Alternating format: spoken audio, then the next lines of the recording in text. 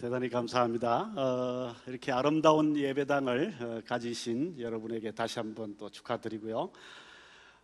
제가 처음 왔을 때는 여기가 아닌 것 같아요. 그러니까 교회 키를 맡겼을 때 교회 어디든지 다 갈 수 있도록 마스터 키를 하나 맡기셨는데요. 그때는 방 하나밖에 없었습니다. 그런데 이 김요한 목사님이 이번에 저한테 키를 맡기실까? 이 교회가 지금 키가 아마 굉장히 많을 것 같은데, 그죠? 구석구석, 그죠? 그래서 모르겠습니다. 이번에 가실 때는 저한테 차 키도 안 맡기셨고, 아파트 키도 안 맡기셨고, 교회 키도 안 맡기셨어요. 그러나 강단을 맡기셨습니다. 네, 대단히 감사드리고요. 여러분과 함께 이렇게 예배 드리게 돼서 진심으로 아주 반갑습니다. 저는 주로 대학생 청년들하고 놀고 있습니다.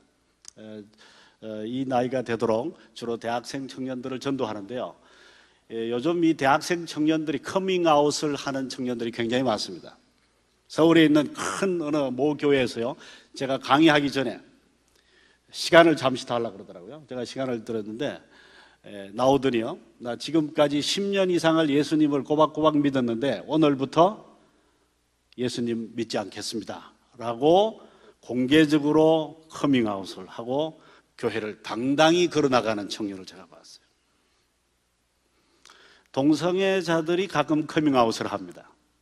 숨어서 동성애 하다가. 그러나 요즘은 예수 믿는 청년들이 이렇게 용기 있게 커밍아웃을 하는 청년들이 가끔 저희 라브리에 옵니다. 근데 이 청년들이 하는 말이 이런 말들입니다.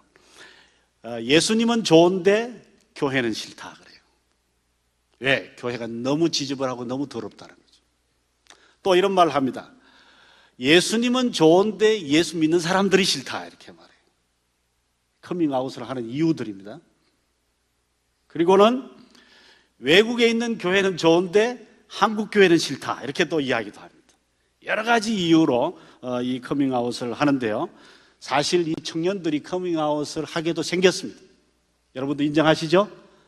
곳곳에 냄새가 나고 지저분하고 타락하고요, 이런 곳이 한두 곳이 아닙니다. 사실 젊은이들 중에는요, 화가 머리 끝까지 난 친구들이 한두 명이 아닙니다. 아마 여기 오신 분들은 지금 괜찮을까요? 상태가 괜찮은 분들 같아요. 그렇죠? 한번 옆에 한번 보십시오. 서로 괜찮으시죠? 그런데 저희 집에 오는 청년들은 거의 여기 끝까지 차서 옵니다. 거의 차서 옵니다. 왜냐하면요, 학벌 문제 때문에. 학벌 차별이 얼마나 많습니까? 그죠? 또요, 빈부 격차 때문에. 또 뭐 유학 갔다 온 놈들 때문에. 화가 막 또 머리 찼어요. 또 이쁜 애들 때문에. 그죠? 이쁜 애들 때문에. 별의별 뭐 이유가 많죠. 그죠? 그 다음에 키가 작아서 화가 나고요. 뚱뚱해서 화가 나고요. 몸매가 안 받쳐줘서 화가 나고요. 온갖 문제 때문에 머리끝까지 찼습니다. 그래서요, 참다가 요즘은 커밍아웃을 합니다. 그만두겠다는 거죠. 나는 교회도 안 가고, 나는 회사도 그만두고, 나는 내가 사귀던 모든 집단들과 나는 오늘부터 관계를 끊겠다. 이런 커밍아웃이 지금 굉장히 많습니다. 이런 걸 부추기는 학자들도 있습니다. 저희 라브리 도서관에서 가장 인기 있었던 책 중에 하나가 리차드 도킨스라는 사람이 쓴 만들어진 신이라는 책이었습니다. 여러분 혹시 보았습니까? 혹시 아직 안 읽어보았으면요, 가시다가 옷을 팔아가지고라도 그 책 한번 사서 보세요. 만들어진 신, 무서운 책입니다. 하나님은 조작됐다는 거죠. 이런 신은 빨리 버려라 이거죠. 그런 신이 없어도 우리는 행복하게 살 수 있고, 그런 신이 없어도 얼마든지 열정을 불태울 수 있는 인생을 살 수 있다. 그래서 이런 책들이 어떤 면에서요, 냉소주의를 부추기는 것 같습니다. 그 중에서도 가장 냉소적인 성경적 인물은 누굴까? 저는 생각해 봤을 때요, 솔로몬이 아닌가 생각합니다. 솔로몬. 이 솔로몬은요, 여러분이 아시다시피 전도서에서 이런 노래를 했습니다. 헛되고 헛되고 헛되도다. 모든 것이 다 헛되도다. 그죠? 모든 것이 다 헛되도다. 이런 노래를 했는데요, 요즘 젊은이들 커밍아웃 하는 애들은요, 이 전도서를 다르게 이야기합니다. 세상이 다 역같고 역같고 역같으니 모든 것이 다 뭐라고요? 제가 더 험악한 말을 하고 싶지만 제가 참습니다. 뭐 같다. 왜? 어디를 봐도 말이죠. 마음에 드는 구석이 하나도 없다는 거죠. 뒤에 엎어버리고 싶고 그냥 싹 쓸어버리고 싶고요. 아니면 내가 자살이라도 해보고 싶고 불태워버리고 싶고 이런 세상이 정말 싫다는 거죠. 그래서 우리 요즘 청년들 입가에는요 쓴웃음이 냉소가 뭡니까? 아주 차가운 미소가 번지고 있습니다.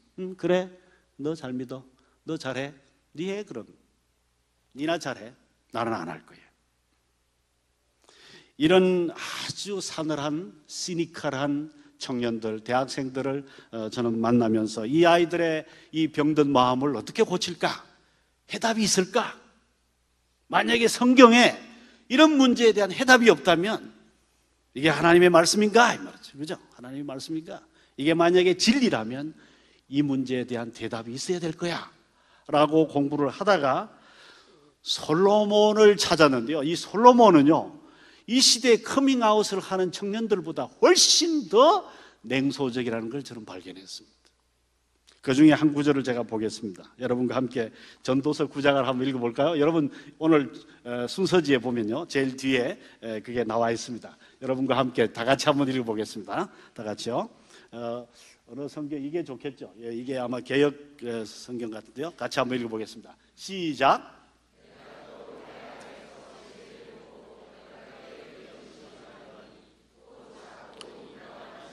어떤 성읍에 큰 왕이 와서 그것을 에워싸고 큰 흉벽을 쌓고 치고자 할 때 그 성읍 가운데 가난한 지혜자가 있어서 그의 지혜로 그 성읍을 건진 그것이라. 그러나 그 가난한 지혜자가 그러므로 내가 이르기를 지혜가 힘보다 나으나 가난한 자의 지혜가 멸시를 받고 그의 말들을 사람들이 듣지 아니한다 하였노라. 조용히 들리는 지혜자의 말들이 우매한 자들을 다스린 자의 호령보다 나으니라. 지혜가 무기보다 나으니라. 그러나 죄인 한 사람이 많은 선을 무너지게 하느니라. 이 말씀의 핵심을 제가 간단하게 5가지로만 정리해 보겠습니다. 첫째 이겁니다. 옛날에 저게 이스라엘에 한 작은 마을이 있었는데요 적이 쳐들어왔다는 겁니다. 그런데 남자들과 군인들은 다 어디 갔는지 아무도 이 적과 싸울 사람이 없는 거예요. 한 사람도 안 보이는 거예요. 여러분 같으면 어떻게 하겠습니까? 적이 쳐들어왔어요. 우리 동네에, 우리 집에 쳐들어왔습니다. 그런데 아무도 싸울 사람이 없어요. 그런데 한 사람이요, 아마 이 사람이 나이가 좀 더 노인이 아닌가 싶은데요, 한 가난한 노인이 나가서 뭐라고 말을 했는데요 그 악당 같은 적이 물러간 거예요. 얼마나 좋습니까? 그러면 온 동네가 잔치를 벌이고 이 노인을 상을 줘야 되지 않을까요? 그런데 성경은 이렇게 말합니다. 그 동네 사람들이요 그 적이 물러가고 난 뒤에는 언제 그런 일이 있었느냐 다 잊어버리고요 그 가난한 노인을 잊어버렸다는 거예요. 특히 솔로몬의 이제 문제의식이 여기 있습니다. 특히 그 노인이 가난하다는 이유로 멸시를 당하더라는 거죠. 나라를 구했는데 가난하다는 이유로, 온 동네 생명들을 구했는데 가난하다는 이유로 무시를 하더라는 거죠. 그런데 제가 좀 더 드라마틱하게 이 이야기를 끌고 간다면요 마지막 절에 이런 말이 있습니다. 그 동네에 아주 나쁜 놈이 하나 있었는데 그 사람은요 부자였는지 모르겠어요. 지혜롭지도 못해요. 적이 쳐들어왔을 때는 아무 말도 안 하던 사람이에요. 가만히 있던 사람이에요. 그런데 적이 물러가고 난 후에 나와서 이제 폼 잡는 거죠. 그랬더니 온 동네 사람들이 동네를 구해준 사람은 잊어버리고 이 동네가 어려울 때 폼 잡던 이 사람, 조용히 있던 이 사람에게는 칭찬을 하고 난리가 터진 거예요. 왜요? 이 사람이 부자였거든요. 40년을 이스라엘을 다스린 이 솔로몬 왕이 이 동네를 가만히 보고요 어떻게 했으면 좋겠습니까? 어떻게 하면 좋을까요? 네? 제가 아침에 여기 앉아있는 우리 꼬맹이들, 우리 학생들한테 물었더니 이런 말 했어요. 어떻게 하면 좋다요? 상 주자고요? 싹 쓸어버리세요. 솔로몬이 군대가 있으면 싹 쓸어버리겠죠. 여러분 같았으면 어떻게 했습니까? 어떻게 하면 좋겠습니까? 이 동네 어떻게 할까요? 어떻게 하면 좋겠어요? 한번 이야기해 보세요. 어떻게 하면 좋겠어요? 네? 싹 쓸어버려요? 어쩜 우리 학생들하고 마음이 똑같습니다. 가슴에 피가 살아있네요. 오, 예, 좋습니다. 여러분 같으면 어떻게 할래요? 싹 쓸어버려요? 이야, 함께하는 교회가 보통이 아니에요. 이야, 무서운 분들이네. 싹 쓸어버려. 예, 제 같으면 그냥 불 질러버려. 그 동네 없애버리죠. 그런데 미안하게도요. 솔로몬은요. 성경 어디에도 그 동네를 불질렀다든지 싹 쓸어버렸다든지 그런 말이 없습니다.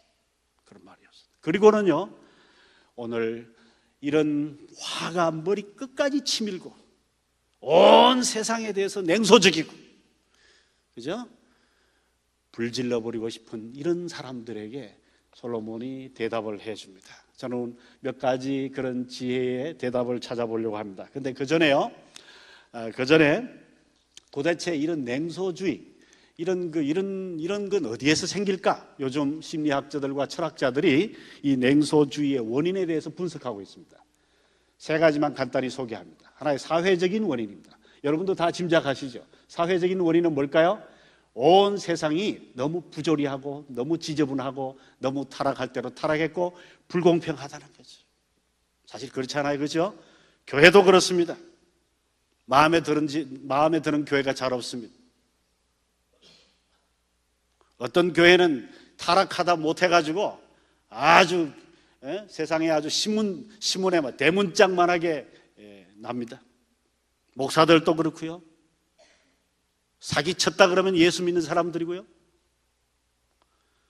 여러 가지 이런 사회적인 요인들 때문에 이런 시니컬한 청년들이 많이 생기는 건 사실입니다.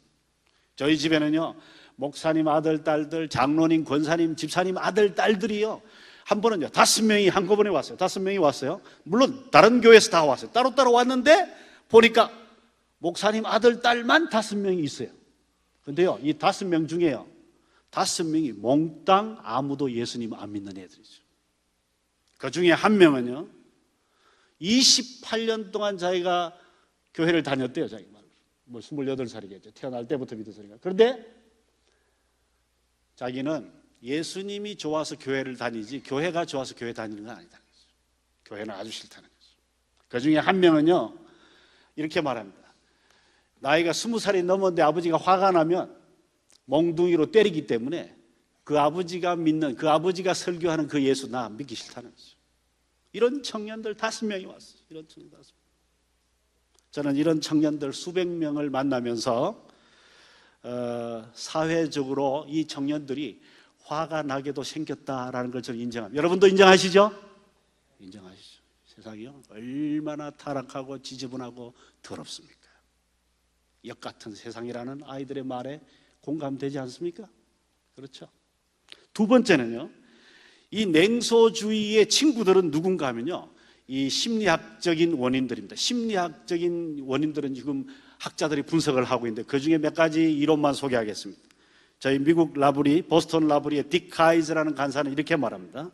냉소주의가 생기는 첫 번째 원인은 자기 방어 기제라는 거죠. 무슨 말인가 하면요, 시니컬해지고요, 비판적이 되고요, 분노가 속에서 끓고 있고요, 이 마음속에 싸늘한 웃음이 일어나는 건요, 어떤 면에서 자기를 지키려고 하는 아우성이라는 거예요. 왜? 이 아우성도 못하면 나가서 뭘 할까요? 불을 질러버리든지 태워버리든지 싹 쓸어버리든지, 그럼 뭘 할까요? 자살을 하든지 뛰어내리든지. 뛰어내리기 전에, 싹 쓸어버리기 전에 마지막으로 하는 게 뭔가 하면요, 니나 잘해라, 너네 잘 먹고 살아라는 마음속에 싸늘한 이런 웃음, 냉소주의가 먼저 생긴다는 거죠. 그래서 어떤 면에서요, 셀프 프로텍션이라는, 이 자기 방어 기제로서 냉소주의가 나오는 것, 아직 마지막이 아닙니다. 그래서 저는요, 아주 시니컬한 사람들 만났을 때 굉장히 반갑습니다. 왜? 아직 얘는 희망이 있기 때문에. 희망이 있기 때문에. 마지막이 아니에요. 아직 자기는 내면적으로 싸우고 있습니다. 그게 깨지면 그 다음에 마지막이지. 그 다음 마지막 가는 거죠. 두 번째요, 이 심리학자들 이렇게 말합니다. 그 속에는 자기만 아는 엘리트주의가 있다 그래요. 아주 냉소적인 청년들 이야기해 보면요, 전부 이렇게 말합니다. 내가 제일 똑똑하다. 내가 제일 잘 믿는다 그래요.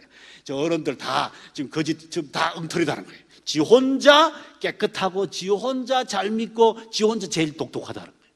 나머지 전부 다 뭐라고요? 엉터리다라고 생각하는 교만이 마음속에 깊이 깔고 있다. 이걸 심리학자들은 엘리트주의라 그래요. 그래서 우리 청년들 중에요, 자기가 제일 많이 배우고 제일 똑똑하고 제일 잘나고요, 제일 깨끗하다고 하는 아이들일수록 시니컬한 마음이 생깁니다. 조심하세요. 너무 자기 잘 믿고 자기 똑똑하고 자기 이러지 마세요. 그게 자칫하면 자기 마음에 안 들면 뭐라고요? 전부 부정적이 되는 거죠. 그죠? 물론 그 밖에 여러 가지 심리학적인 이유들을 이야기를 하는데요, 세 번째요, 철학적인 이유는요, 간단하게 제가 말씀드리겠습니다. 철학자들은요, 이 전도서를 읽어보지 않은 철학자는 아마 아무도 없을 겁니다. 세상의 모든 철학자들은 욥기, 전도서들을 다 읽습니다. 예수 믿는 철학자든지 예수 안 믿는 철학자든지. 저희 라브리는 철학하는 사람들이 꽤나 자주 옵니다. 며칠 전에도, 제가 여기 오기 전에도요, 저기 전라남도 호남신학교, 또 혹은 전라도에 있는 조선대학교, 이런 데서도 그 아이들이 오는데요, 조선대학교 학생이 한 명이 왔어요. 그 학생하고 이야기 나눈 것 중에 하나 이겁니다. 뭔가 이거예요. 옛날에는요, 구약 학자들이 전도서를 번역할 때 이렇게 번역했어요. 전도서 1장 1장입니다. 모든 것이 헛되고 헛되니 모든 것이 헛되도다, 이렇게 번역했어요. 맞죠? 여러분 기억하십니까? 그런데요, 요즘 철학자들, 요즘 구약학자들은요, 이렇게 번역합니다. 모든 것이 부조리하고 부조리하고 부조리하니 모든 것이 다 부조리하도다 라고 번역을 해야지 이 전도서가 제대로 살아난다는 거죠. 여기에 헤벨이라는 이 단어는요, 히브리 말인데요, 이것을 헛되다라는 말로 번역해도 좋고, 이 단어를 부조리하다 혹은 불합리하다 혹은 엿같다 라고 번역을 해도 괜찮은 그런 단어란 말이죠.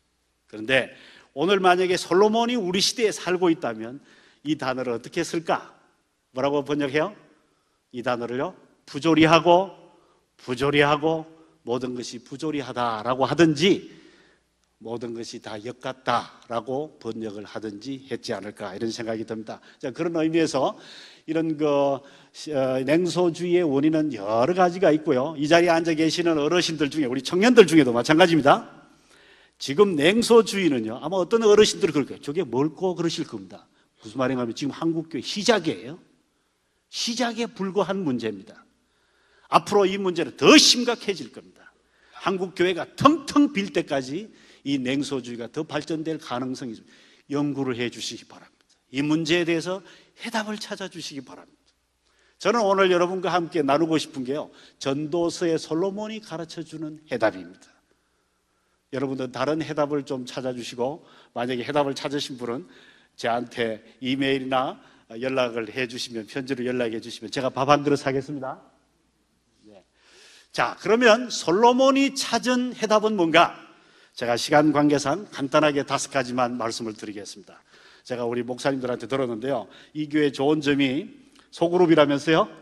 그래서 설교 들은 말씀을 갖고 다음 일주일 동안 그룹 토론을 한다면서요. 그죠? 좀 구체적인 토론을 그때 해주세요. 혹시 페이퍼가 필요하신 분은 우리 목사님들한테 달라 그러세요. 제가 이 풀 페이퍼를 다 드렸으니까요. 그 대신에 간단하게 제가 핵심만 오늘 좀 말씀을 드리겠습니다. 첫 번째 이겁니다. 뭔가 이겁니다. 이 세상이 부조리하고 진짜 더럽고 타락했다는 사실을 있는 그대로 뭐라고요? 있는 그대로 인정을 하라는 거예요. 있는 그대로. 솔로몬이요, 전도서 1장 14절 15절에 보면 이렇게 말합니다. 이 세상이 다 구부러졌다라는 거죠. 솔로몬이요, 세상이 구부러졌다는 걸 너무나 잘 알았습니다. 그래서 솔로몬이 이렇게 말합니다. 네 힘으로는 이 구부러진 것을 펼 수가 없고 없는 것을 셀 수가 없지 않느냐. 그러나 하나님의 힘으로는 가능하다. 여기 무슨 말인가 하면요, 솔로몬은요, 이 세상이 구부러질 대로 구부러졌다는 걸 너무나 정확하게 보았다는 겁니다. 첫 번째 부탁드립니다. 냉소주의를 극복할 수 있는 첫 번째 비결은 뭔가 하면 이 세상이 타락하고 구부러지고요, 왜곡되어 있고 부조리하고 불합리하고 역같은 세상이라는 것을 우리가 뼈저리게 그대로 있는 그대로 받아들이자는 거죠. 있는 그대로. 이걸 빨리 제가 좀 적용을 해보겠습니다. 여러분이 우리 소그룹에서 적용하기를 바라지만요, 예를 들어서 있잖아요, 자기 몸매, 여러분 몸매, 자기 몸매 마음에 드세요? 마음에 드세요? 이런 분들이 마음에 안 드시면 누가 드나? 저는 제 몸이 마음에 하나도 안 들어요. 뭐 키는 작죠, 몸은 뚱뚱하죠, 그죠? 여름 되니까 더 더워. 그래서 제가 넥타이 안 메고 다닙니다. 만약에 제 같은 분이 있습니까? 자기의 몸매를 있는 그대로 받아들이라는 거죠. 있는 현실 그대로. 근데 이걸 뭐 자꾸 가리려고 그러거나 뭐 숨기려고 그러거나 너무 이걸 부정적으로 보지 말고 있는 현실을 있는 그대로 받아들이라는 거죠. 어떤 사람은요, 키가 작다고도 불평이에요. 작은 사람도 작은 대로 받아들이죠. 어떤 사람은 학벌이 마음에 안 드세요. 특히 우리 대학생 청년들 말이죠. 학벌도 자기의 실력을 있는 그대로 받아들이라는 거죠. 또 뭘 받아들여야 될까요? 우리 어른들요, 자기의 재산 상태, 자기의 건강 상태. 건강이 안 좋습니까? 그러면 내 아픈 상태 그대로 받아들이라는 거죠.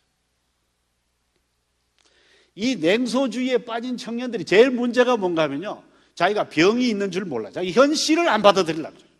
너무 완벽적이고요, 또 너무 미래지향적이고요, 현실 있는 그대로를 받아들이지 않으려고 그래요. 제 부탁입니다. 자기의 실력, 자기의 몸매, 자기의 건강, 자기의 재력, 자기의 가정, 부부간의 지금 관계. 저는 대학생 청년들하고 평생 살았는데요, 자식들과 이야기 안 되는 부모들 굉장히 많으시죠. 또 우리 자녀들은요, 어른들하고 이야기가 안 돼요. 그 안 되는 현실을 있는 대로 그냥 인정하라는 거예요.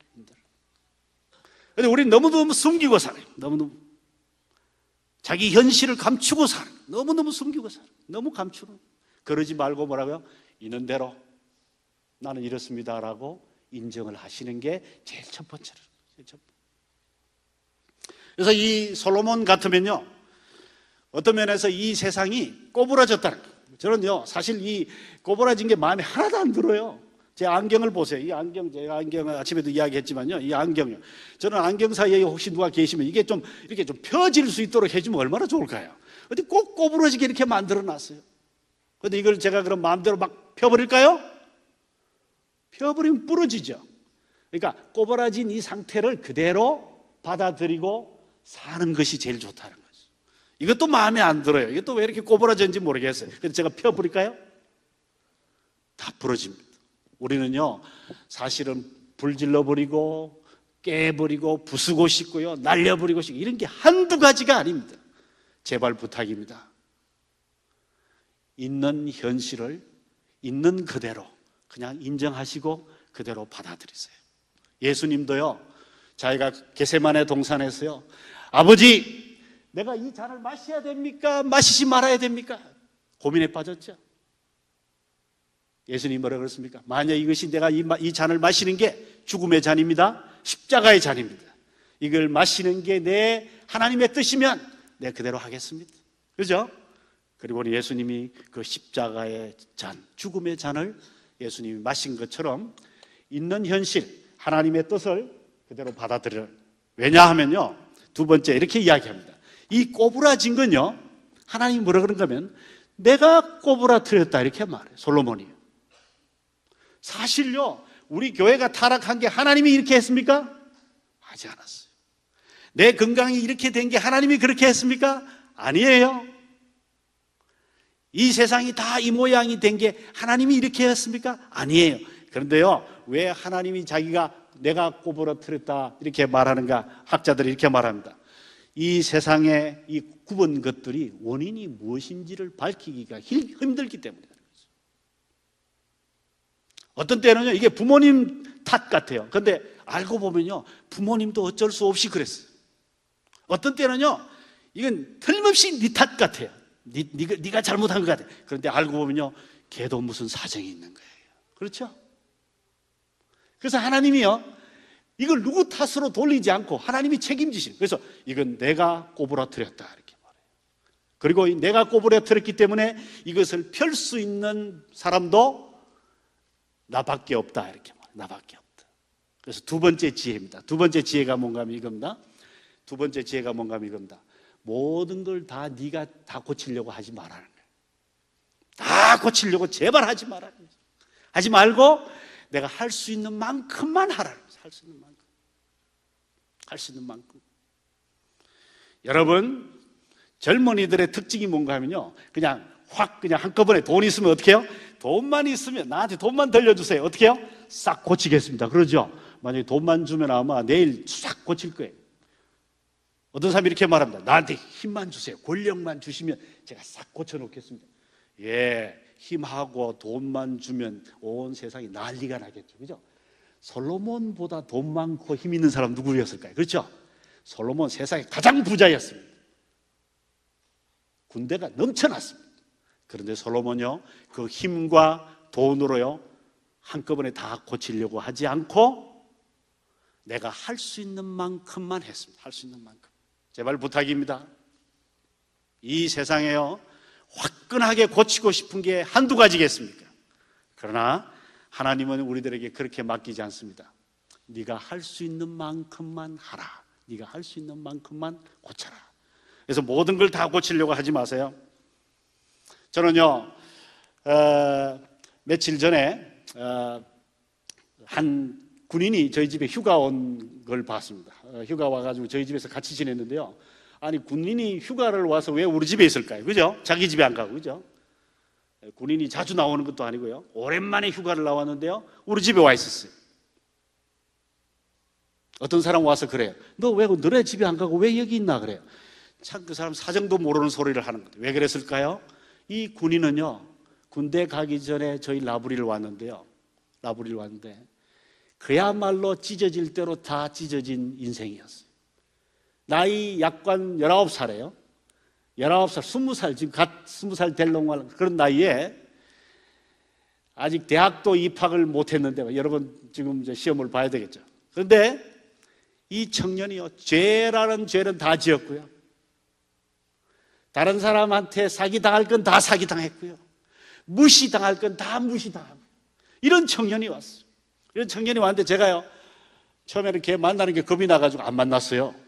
안 만나고 제가 어떻게 했는지 아세요? 그냥 하루나 이틀 내버려뒀어요. 제가 아마 하루 이상을 내버려뒀어요. 가만히 놔뒀어요. 그랬더니 이 청년이 저한테 와서 하는 말이래요. 만약에 오늘 저녁에까지 안 만나주면 저는 내일 갑니다 그래요. 그래서 제가 이제 만났어요. 만났는데요, 이 청년이요, 첫 마디가 이거예요. 당신은 나이도 많고 배운 것도 많고 이 집 주인이고 말이죠. 근데 나는 나이도 어리고 아무것도 없고 지금 내 인생은 지금 갈갈이 다 찢어졌고, 근데 당신하고 공평하지 않다는 거죠. 이렇게 한국말로 이야기하면. 그래서 얘가 하는 말이 뭐란가 하면요, 영어로 이야기해도 돼요 그래요. 영어로 이야기. 여러분 영어 잘하십니까?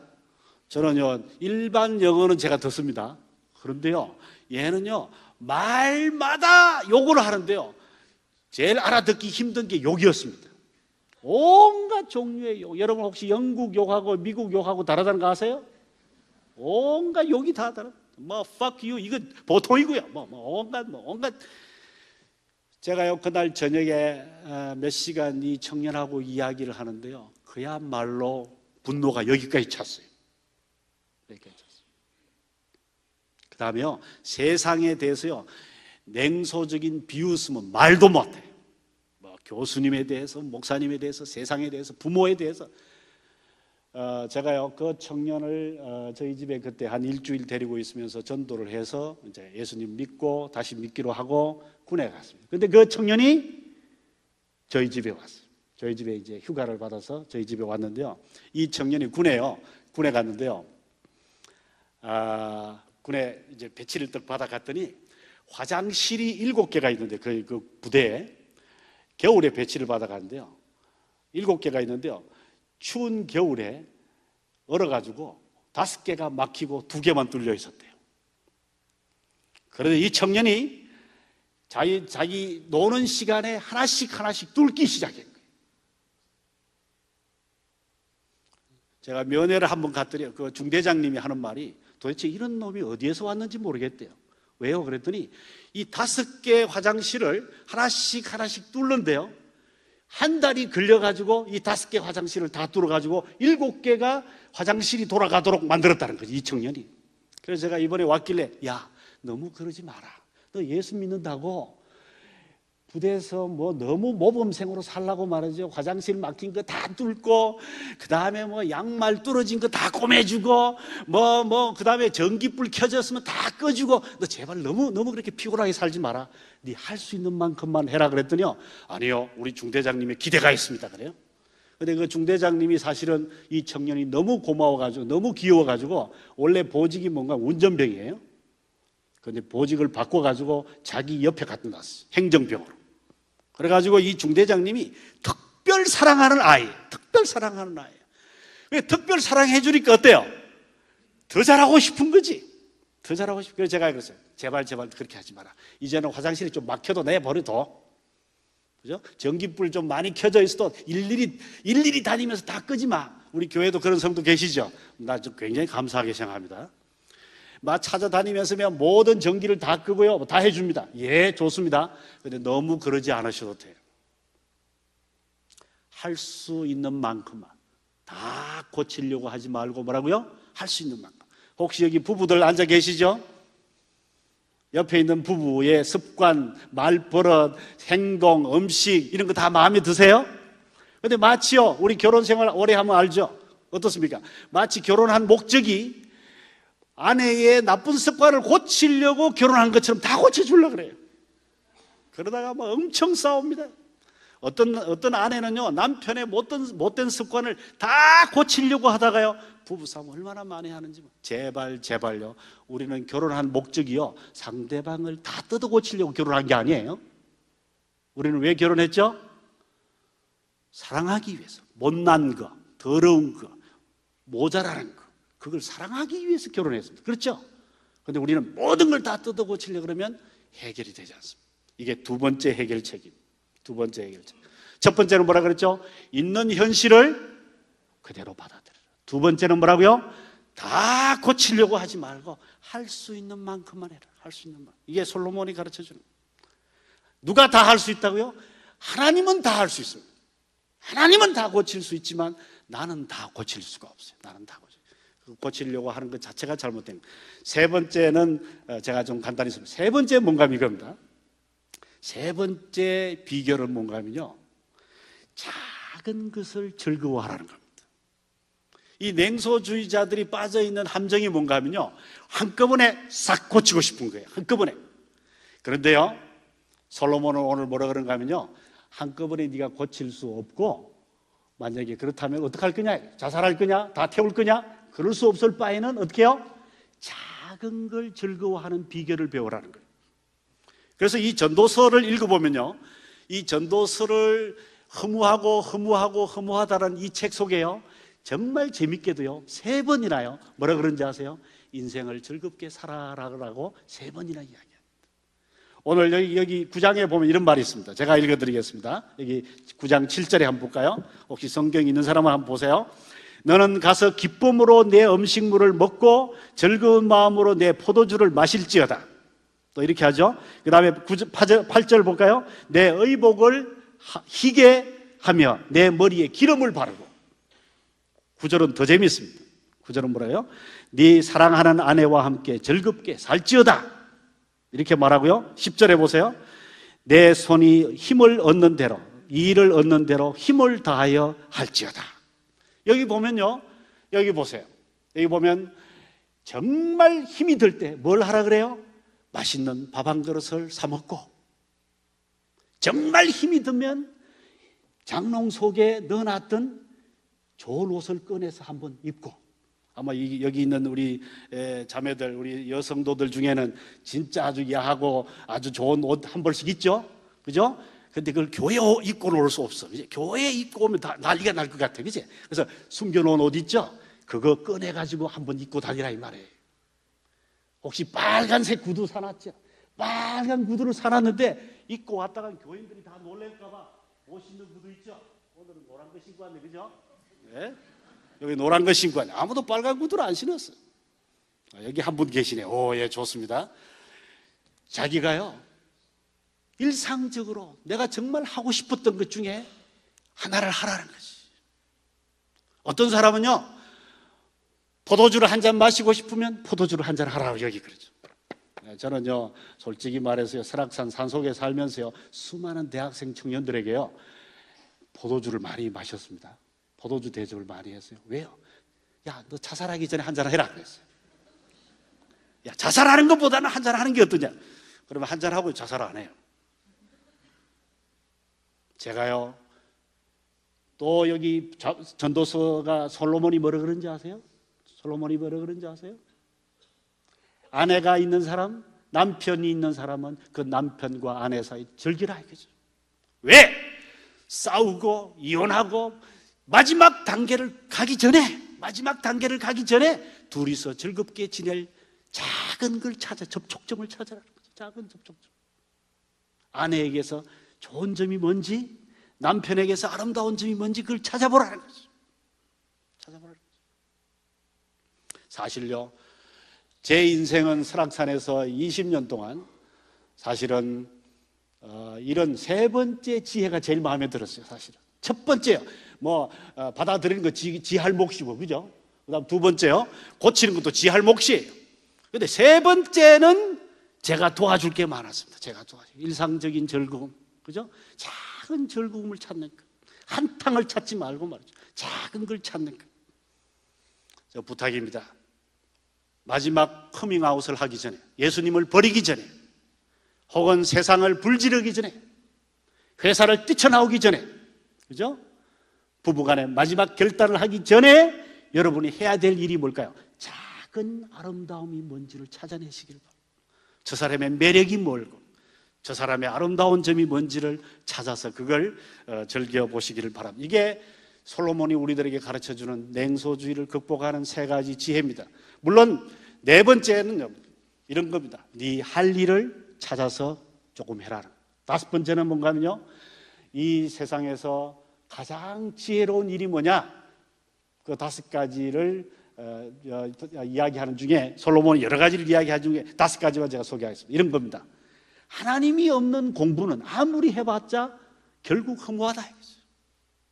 이런 걸 전도서가 이야기해 줍니다. 또 이렇게 말합니다. 하나님이 없는 유명 인사, 성공은 결국 슬픔만 가져온다. 이런 걸 이야기합니다.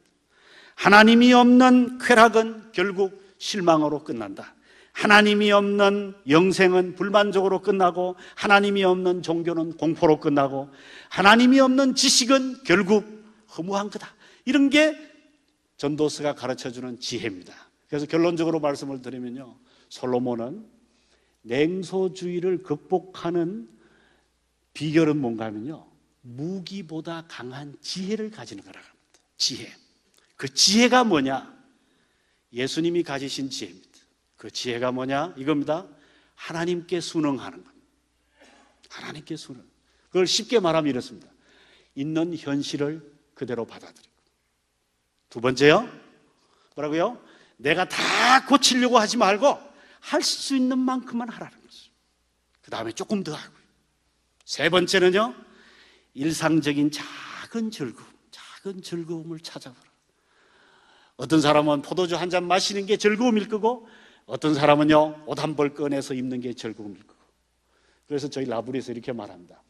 죄 짓는 게 아니면 다 영적이다. 한번 따라 할까요? 한번 따라 합시다. 여기 라브리는 아니지만 한번 따라 합시다. 죄 짓는 게 아니면 다 영적이다. 예, 만약에 죄 짓는 게 아니면 뭐든지 하세요. 그래서 작은 즐거움을 찾아서 그 즐거움을 접촉점으로 해서 마음속에 시니컬한 웃음, 그죠? 분노, 그죠? 이것을 극복해 주시기를 간절히 바라고요.